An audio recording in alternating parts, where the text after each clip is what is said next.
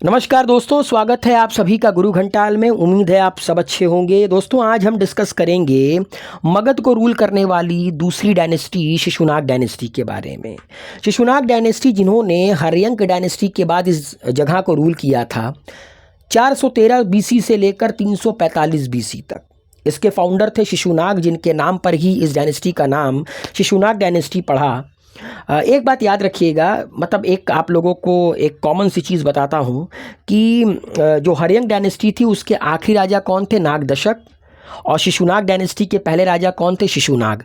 एक के नाम के शुरू में नाग है और दूसरे के नाम के आखिरी में नाग है।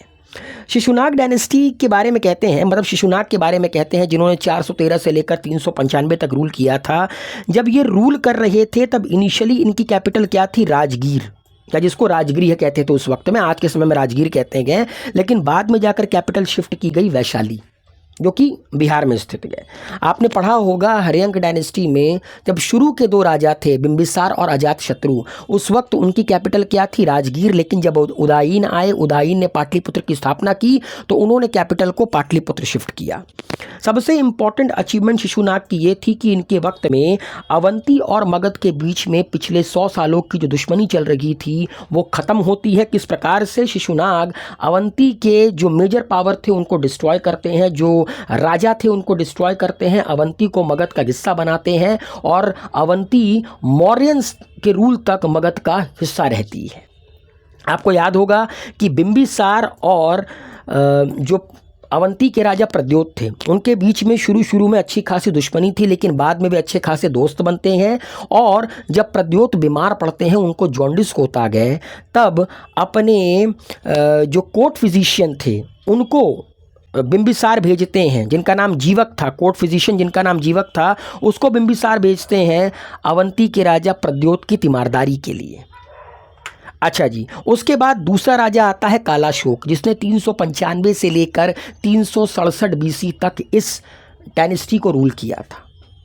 इनकी कैपिटल इन्होंने शिफ्ट कर ली थी पाटलिपुत्र। अगर आप गौर करेंगे तो उदयन ने भी कैपिटल पाटलिपुत्र शिफ्ट की थी, इन्होंने भी कैपिटल पाटलिपुत्र शिफ्ट की थी। सेकेंड बुद्धिस्ट काउंसिल इनके वक्त में हुआ था। भगवान बुद्ध के निर्माण प्राप्ति के ठीक 100 साल के बाद 383 बीसी में वैशाली में दूसरा बुद्धिस्ट काउंसिल हुआ था। आपको याद होगा पहला बुद्धिस्ट काउंसिल कब हुआ था? पहला बुद्धिस्ट काउंसिल हुआ था अजातशत्रु के वक्त 483 बीसी में, जस्ट आफ्टर द निर्वाण ऑफ महात्मा बुद्ध।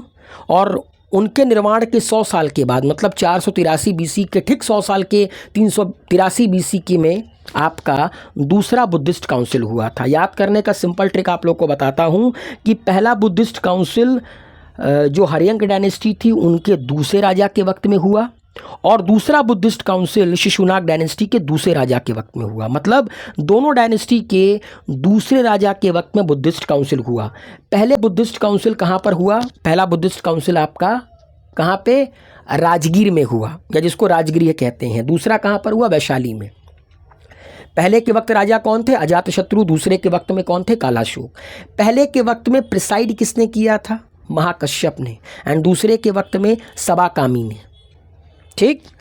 अच्छा, इस बुद्धिस्ट काउंसिल का मेन ऑब्जेक्टिव क्या था? इस बुद्धिस्ट काउंसिल का मेन ऑब्जेक्टिव था त्रिपिटक में जो आपकी विनय पिटक है उसके अंदर 10 पॉइंट ऐसे थे जिनमें डिस्प्यूट था, उसको डिस्कस करने के लिए। मैंने आपको बताया था कि बुद्धिस्ट काउंसिल के दौरान सूत पिटक को कंपोज किया था किसने? आनंद ने।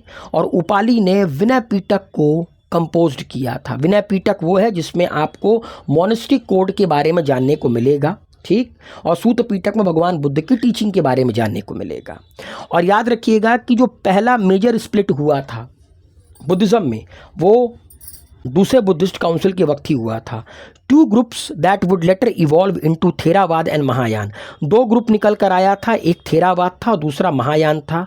थेरावाद में थेरा का मतलब होता है पाली में बड़ा, मतलब elder. They wanted to preserve the teachings of Buddha in the original spirit. ये भगवान बुद्ध की जो टीचिंग थी उसको ओरिजिनल स्पिरिट में फॉलो करने में बिलीव करते थे, ठीक। और जो दूसरी ग्रुप थी जिसको कहते थे महासंघिका, ठीक है, महासंघिका जिसका अर्थ होता है ग्रेट कम्युनिटी, ये भगवान बुद्ध की टीचिंग को लिबरली फॉलो करने में बिलीव करते थे। एक ओरिजिनली फॉलो करने में बिलीव करते थे, दूसरी थोड़ा सा लिबरल वे में उसको फॉलो करने में बिलीव करते थे।